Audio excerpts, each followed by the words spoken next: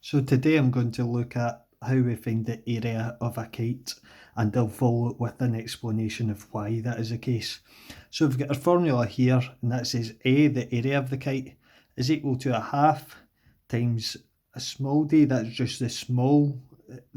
of the two diagonals, times capital D, the larger of the two diagonals. So what we're essentially doing is multiplying the two diagonals and then dividing by 2. Remember, a diagonal's a line going from one of the vertexes, one of the corners, to the other.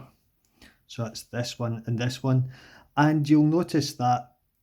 I've got some lines here, the kind of height and width of the kite, and that's exact same. Just sometimes you'll see a kite with the dimensions drawn outside it, just because it can get a wee bit cluttered in here, and if you put a number next to this where this D is, it's unsure whether you mean from here to here or just this segment of it, so quite often you'll see them outside. So in this example, if I use my formula, and I've been told that one diagonal is 6 centimetres, the other is 5 centimetres, so I'm going to say that here the area is equal to a half times, let's say I'll do a small one first, 5 times 6. Now you might notice one of these numbers divides by 2, so we can just say that that equals a half times, we can say that that equals 5 times 3, just 5 times 6 times a half, and that means we don't need our calculator, we can just say it's 15,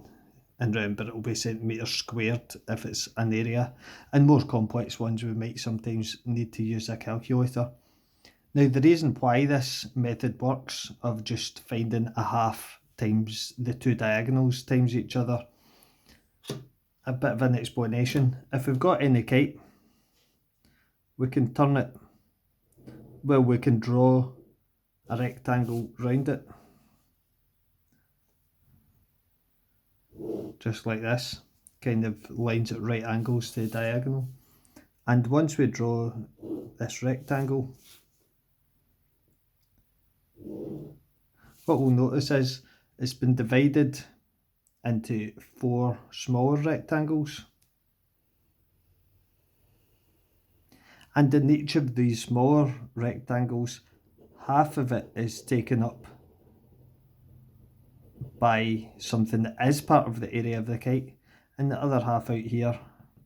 isn't part of the area of the kite. Same for this. So overall, half of this rectangle is part of the kite, and this rectangle, we just do length times breadth, it'll be like 6 times 5,